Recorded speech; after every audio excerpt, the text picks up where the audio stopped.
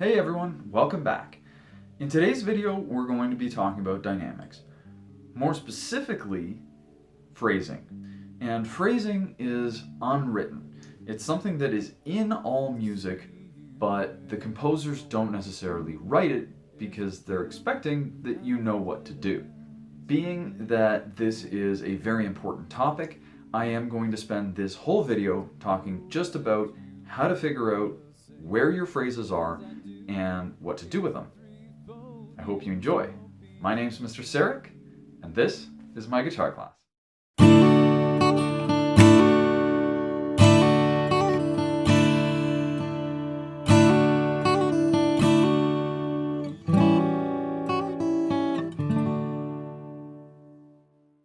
I've seen that there have been many videos made and many professionals talking about how they phrase their music.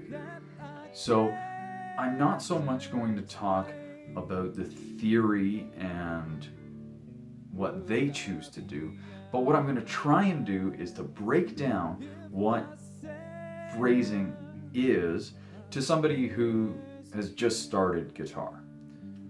So then what does phrasing mean? Well, a phrase in music is just a musical sentence. And much like in writing or in speaking, you're going to have some punctuation, and there's going to be a beginning to the sentence, a middle, and then an end. The way that we know that we've come to an end of a sentence is that that last word is landed on a little bit softer. So this is the same thing that we're going to do with music. We're going to start a little softer. We're going to increase the volume very slightly, and then we're going to taper it, landing on a soft note and sort of pointing towards the end of our musical sentence. Now you may ask, well, how do I know where a musical sentence ends? There's no punctuation. Well, that is what I'm going to try and cover in today's video. So I'm going to talk to you about a couple of different methods that we can use to determine whether the phrase has ended. Now, each of these on their own is not going to do any justice. There are going to need to be combinations of these to make sure that we're sure that that's where we want to end the phrase. So the first thing that I want to talk about is rhythm. The rhythm gives you a great indication of where a phrase might end. In this example, you'll see that there are mostly quarter notes. In the fourth measure there, we see that there is a half note. Well, that is out of the ordinary, and it is only a singular half note.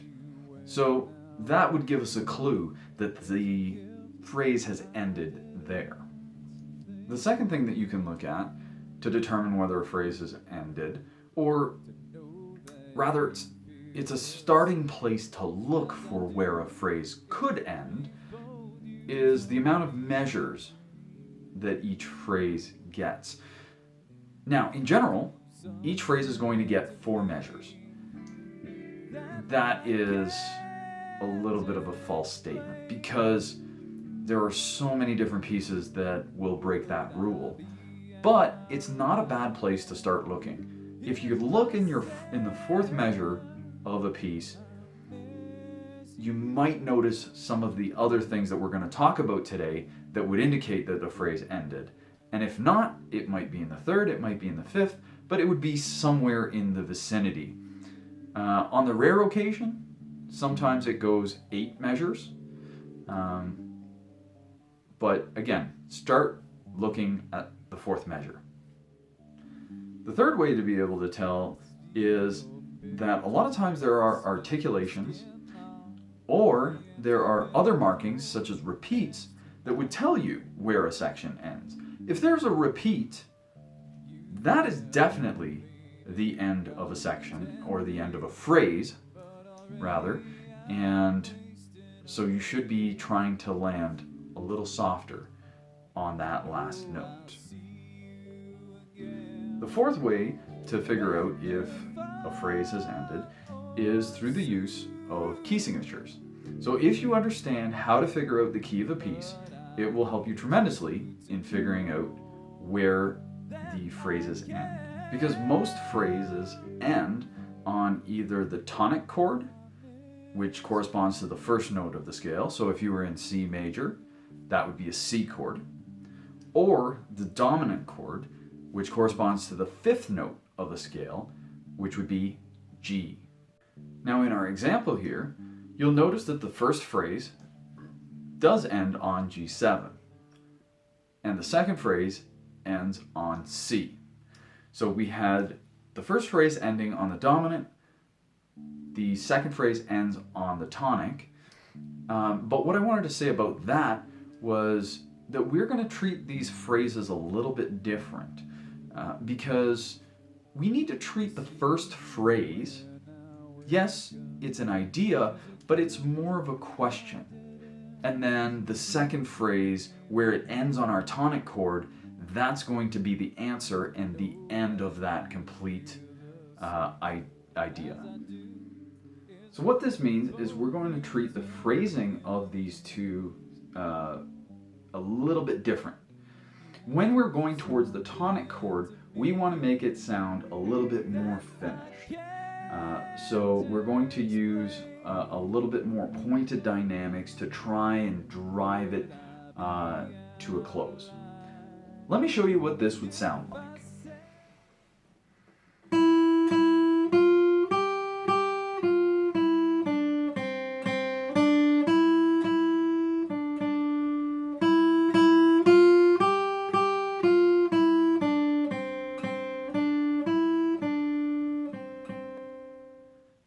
If you happen to be playing a more orchestral piece or a classical piece of music, a lot of times they will write the sections of the music in terms of A, B, A, C, something to that effect, and they're going to look something like this. So you can use these to tell you where the next section has started, and if a new section has started, that means the measure before the new section started, the other phrase was ending.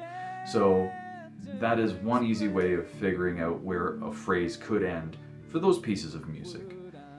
But that doesn't mean that an entire section of a piece is one phrase. That's just an easy way to find the very last phrase of that section. And I saved this one for last because I think it is the easiest way to tell if a phrase has ended is to look at the lyrics. If the piece that you're playing has lyrics in it, it's very easy. Look at the punctuation that is in the music, and I'm not 100% sure if every piece does this, but I'm going to say that 99% of the time, where there is a period in the lyrics, there is also going to be a musical period, which is going to be the end of a phrase. So again, land softly there, make it sound like we've come to the end of an idea. Okay, so let's recap. Here are the things you need to look for to figure out where the end of the phrases could be. Rhythm changes. Start looking around the fourth measure. Get clues from your articulations and or other symbols or repeats in the music. Check the key signature and look out for your tonic and dominant chords. Think about the sections of music, and that will at least help you find the last phrase of the other section. Finally, if there are lyrics involved, this is the easiest way. Check for your commas and periods and make sure it sounds like your phrases are ending where they should. If you liked the video, hit the like button and please consider subscribing. Also, if you have any guitar-related questions, leave them in the comments below and that will guide my future videos. Thanks for watching.